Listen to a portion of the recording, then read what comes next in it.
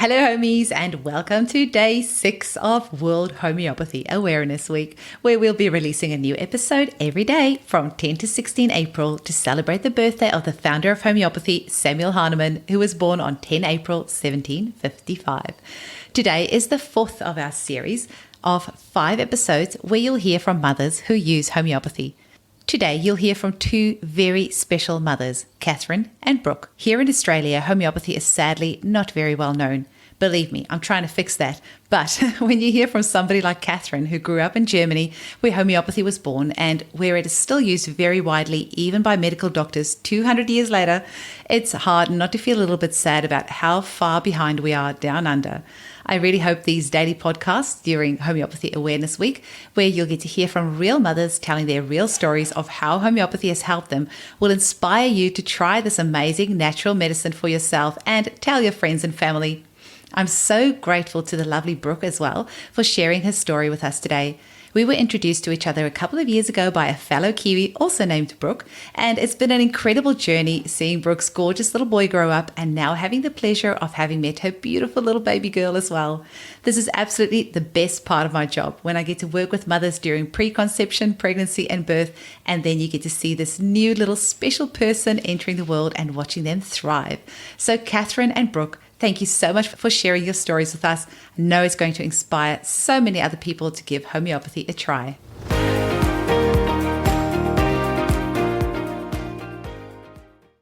Hi, Eugenie.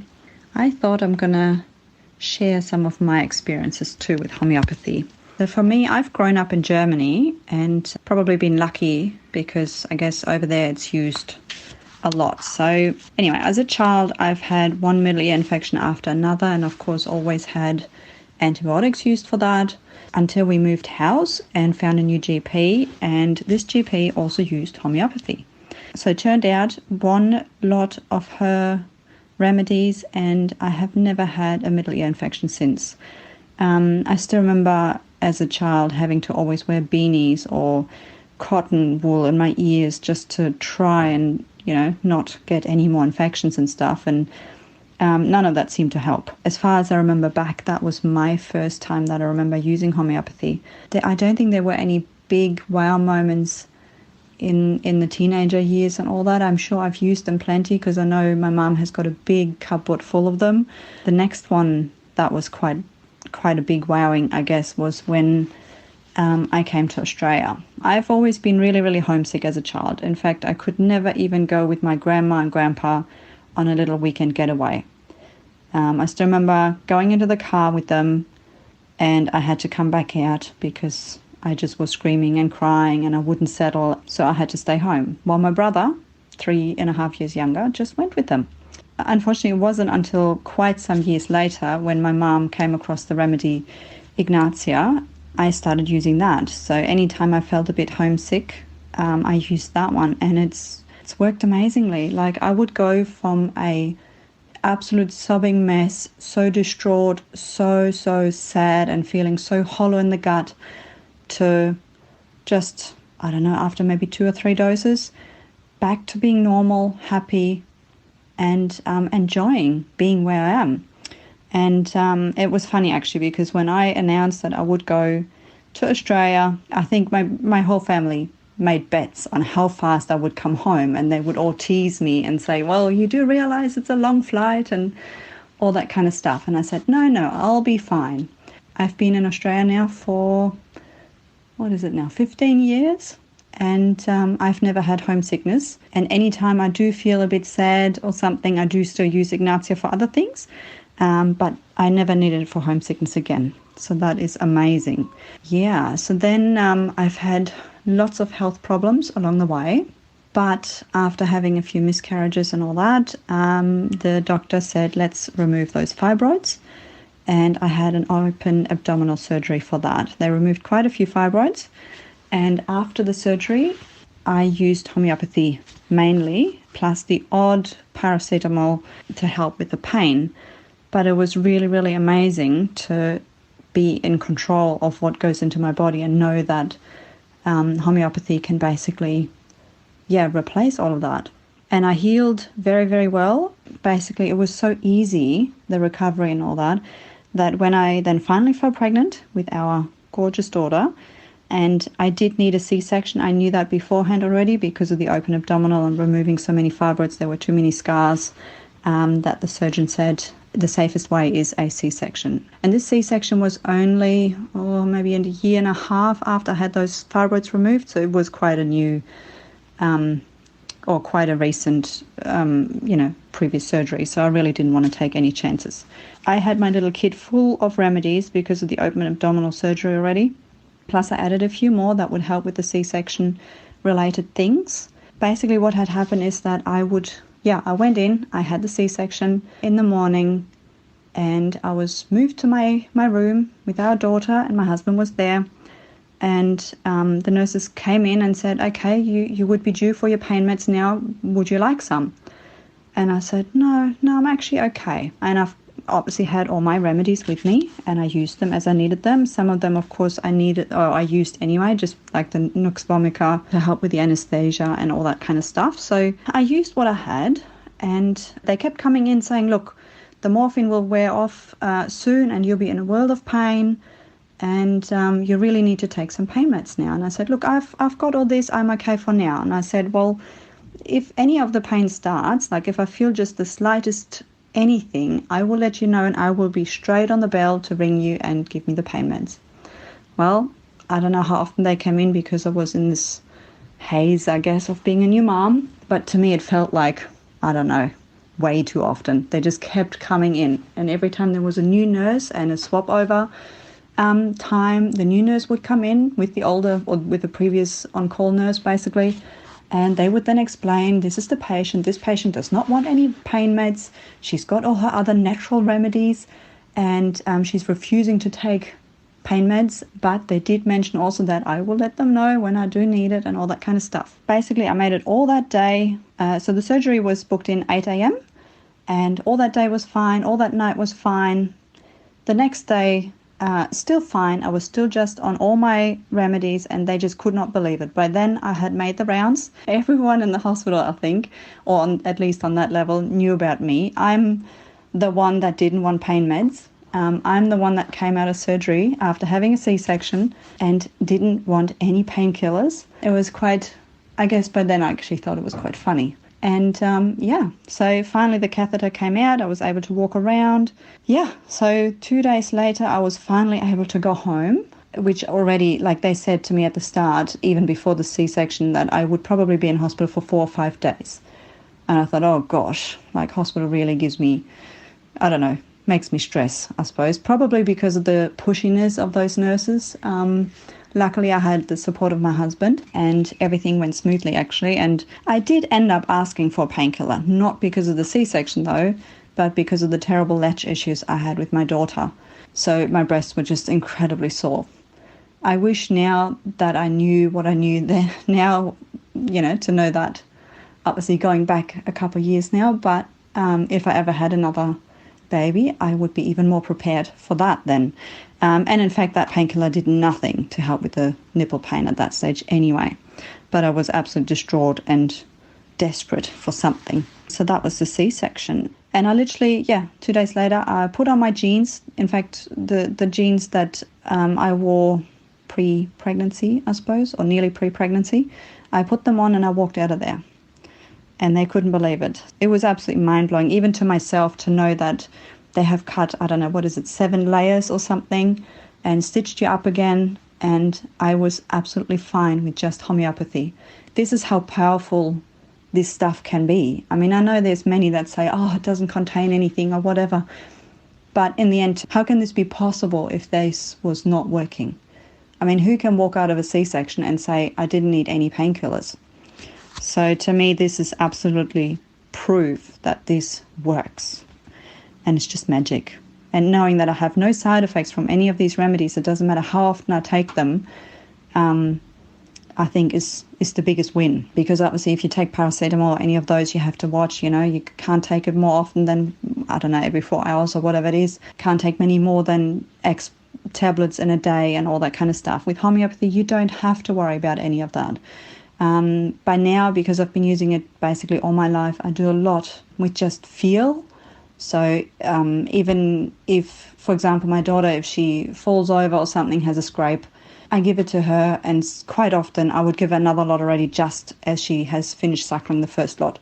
So as much as it says, every 10 to 15 minutes, don't worry about it. If your daughter is still upset, or your child is still upset, or you're still upset, in fact, or something has happened, you're still in pain, just take it again. You can't overdo it. And often, obviously, I would have to reassess, and after 4 to 6 doses, I would go, nothing's actually changed, and I would try something else.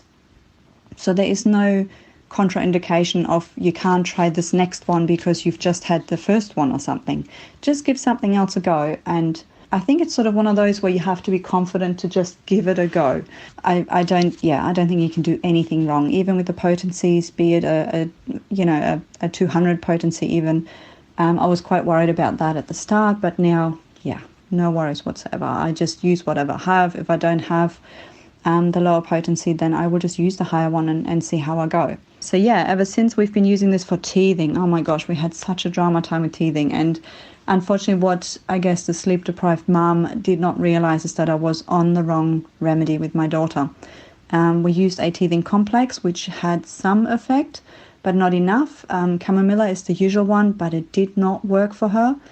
And we actually ended up giving her the normal kid Nurofen Panadol stuff, and I felt absolutely terrible doing this. But I was also so sleep deprived with all this being up and nursing just about 24/7 that I just didn't compute, I guess. My head just wouldn't work. I guess that is probably the biggest letdown for me, that I sometimes don't realize that I need help from outside. So when you think something isn't working, the remedy isn't the right one, and it's just having no effect, obviously I don't discredit homeopathy then, but I get distraught and I don't know what to do then. I get stuck. So this is where I guess being able to ask, especially in Eugenie's Facebook group, is just amazing. And you can literally go on there at any time of the day and you will know somebody will write back at some stage. The one that we probably use the most is the ACH combo, which is Arnica, Hypericum and Chamomilla. I like having a daughter, a very, I call her my crazy toddler, because she's incredibly boisterous, but also she climbs on the highest things, whatever she can find. And this started already before she could even crawl, actually. So we had to use this mix a lot. And just recently, she actually tumbled down some steps and landed on a concrete ground, and instantly a big egg came up on her forehead. It looked terrible. There was no blood, but the biggest egg on her forehead, and she was actually quite upset. And so we gave her the ACH. She stopped crying instantly. We got a little boo-boo bag that we put on there, like a little cooler bag, and put that on her head, and I just kept giving her the ACH. Didn't take long, and not only did the egg disappear nearly, there was just the slightest little lump left, but she was basically back to normal. And that was crazy. The silly thing is that I didn't continue on. I should have continued on the next day, even though we couldn't see any obvious distress or any obvious problems with her head, because the day after I noticed the swelling came back a little bit. So we jumped back onto the remedies, and it helped very quickly again. But I guess you kind of sort of forget, I suppose, because when it's not obvious in your face that something is wrong, then you kind of forget. But even then, again, no problems. Homeopathy can still fix it. So these are the biggest things that have happened in the recent years. But there's always a remedy where I need to really, what I want to get. What's on my list right now is a long list, but one of the things is coffea for the inability to fall asleep because your mind is racing. And I keep thinking, the funny thing is I keep thinking that when I lay in bed. Of course, in the morning I get up and I forget to order it, and I just think I should just put an order in straight away. So those are the things where you just, having the right remedy again on hand makes all the difference.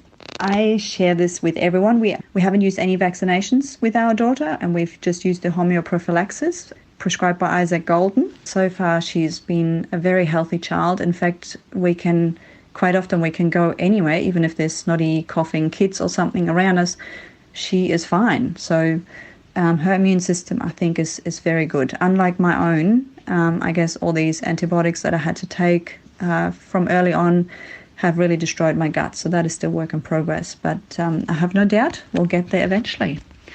Thank you for listening. Hello everybody. I just wanted to share a few success stories that I've had using homeopathy. The first that I can remember is going back to when I was probably around the age of 20. I'm now 34. Where I had a reaction to wine. I had a known grape allergy.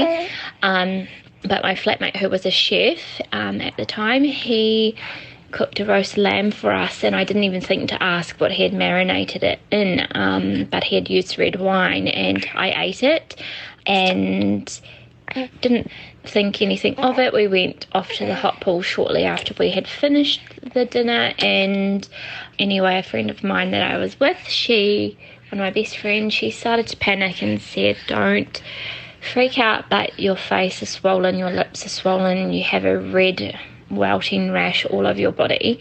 And then I looked down and I saw that, yep, I had welts everywhere and they were starting to really get super itchy. So she took me to her mum's house, who was actually training to be a homeopath. This was when we were living in Tauranga, New Zealand. And she immediately gave me what I think is probably Apis. I haven't actually spoken to her about it, so I'd be really interested to know. But I think it was Apis, and also like a lotion she'd put onto a cotton pad. She sprayed something on me and then put another lotion on, and I think from memory it was maybe stinging nettle. I just recall that she used something like that. But yeah, within moments the rash was coming down, my face wasn't so swollen, and after a few more doses I was almost back to normal. So that was the very first thing I kind of remember about homeopathy. I've always had a really open mind to natural medicine. My mum often used Chinese herbs and medicines on us, so I've always had an open mind. But then I would say I did, for some reason, I don't know, I don't even recall buying it, but I did have arnica and I did have calendula in my cupboard that I must have bought at a health store for something at some point. And when I had my second son and I was recovering from that birth, I used arnica and calendula that I had in the cupboard, and my midwife had actually said to me, "Oh, you should use that." And I said, "Oh, well, I actually have some." And she's very into natural remedies and things, and a big advocate also for homeopathy. And she actually said, it would be handy to see one for your son. He was showing symptoms of colic quite early on. He didn't have colic, but had a number of other things going on. So a lovely friend of mine here in Perth put me in touch with the wonderful, amazing, incredible Eugenie, who then we had a consult with, and she really was the turning point for us. Had I not met her at that point in time, I really worry for my son's health and well-being. My son had had a vaccine reaction, a very severe vaccine reaction. At the time, a lot of professionals they still are not prepared to acknowledge that it was a vaccine reaction, although we have had MRIs on his brain because of it. They were unsure whether he had had a stroke following it or whether they may have been seizures that have caused this. We've had lots of ongoing issues, but Eugenie has been there for us. I came to meet her around about the age of 2 months old of my son, so thankfully she just gave me the confidence in what I already knew, to trust my own instincts, and she just really validated that for me. And hearing that from a professional like Eugenie, one that's obviously not in the Western medicine, but from the Western point of view, I was made to kind of think that everything was fine and normal and healthy, and that was a good reaction and response. So yeah, that was a huge turning point for me, and I just really hate to think about what might have happened had I continued down that route for my son. But Eugenie giving us the tools of how to use homeopathy, seeing it for myself, and just knowing that I have that behind me is a really powerful thing as a mother, and I just feel so empowered Some of the success stories I've had with it, both my children were born with quite severe, well, extremely severe cradle cap, to the point where it was like thick crust, I would say, probably 5 millimeters, if not more, thicker in a crust. A lot of it was really weepy and pussy, and it was just horrible. And as soon as I sent Eugenie a picture of my daughter's cradle cap, she knew straight away what remedy to give us. It was Ant Crude or Ant Crud, not sure how to say that one. And within a few days, I could notice a difference. The weeping had stopped. It started to get thinner. It started to thin out, get flaky around the edges, and the not so thick parts started to fall away quite quickly. It took a good 2 months to completely clear every single part of it. There were some really hardcore thick parts, and when they came off, it literally pulled all of the hair away from her scalp with it. That's how thick it was, and her hair couldn't grow through it, and same as my son.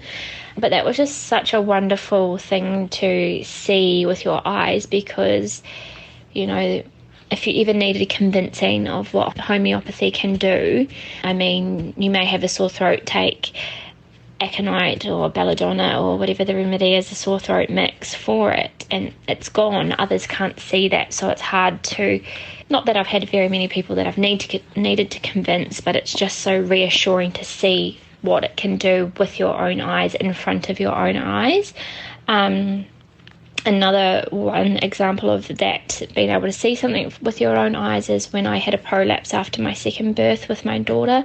I had quite a severe prolapse, and one dose of sepia, literally it almost disappeared, and I just actually could not even believe that myself, that one dose of a remedy could kind of pull your muscles back to where they were meant to be. It was just amazing and fascinating to see that, especially so quickly.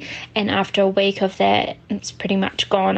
I continued dosing twice a day for 2 weeks, and have not had an issue since, touch wood. But if I did ever again, I would just again repeat the sepia. So they've been incredible ones to see firsthand. I use them acutely for colds, coughs, sore throats. I've had repeated sore throats my entire life. I had tonsillitis 13 times in 1 year, and at that point my mum was just so over it, because I just had it constantly all of my childhood, that I had my tonsils removed, but every time I'm run down or sick or tired, I just immediately feel it in my throat. So the sore throat mix I just can't live without that. Another one is cantharis. I also used to really suffer from UTIs, urine infections, and since having that on hand, the minute I feel this may be something, I take it, completely gone, vanishes. My mum, my sisters all have reoccurring issues with this, but since I've had cantharis, I've never had a urine infection. I've also given it to my son when I've suspected maybe he could, when he's had reduced wet nappies or things like that. So some remedies that I just could not live without. Apis, definitely. Reactions, my son, he's been stung by bees a number of times. We have lots of allergies in my family, including my sister, who is anaphylactic to bees. My son was stung on his finger, and by the time I'd walked to get the bottle of Apis, his end of his finger was like not quite a golf ball, but it was a really large swollen ball at the end of his finger. I gave 1 dose of that. By 2 doses, he had stopped crying in pain. The redness was starting to go down, and then after 6 doses, his finger was basically back to normal. And I just continued to dose throughout that day, and by the time he went to bed, you wouldn't have even known he was stung by a bee. So Apis I would not live without. I've got 3 bottles, 1 at my son's childcare, and multiple spread around the home and in the car. I just think that it's such a powerful tool to have. I couldn't live with aconite, belladonna, chamomilla for teething. Oh my goodness, my children have been awful teethers. So chamomilla, the ABC combo has been great.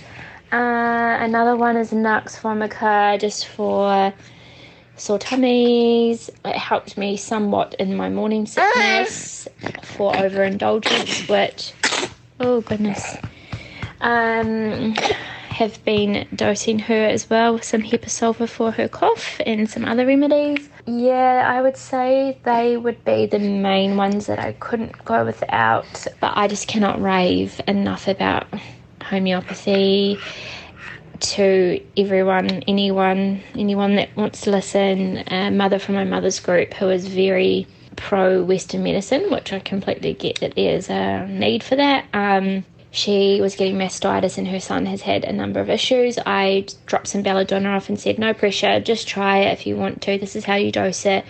She did it, dosed it, mastitis went away, and she didn't have to resort to antibiotics.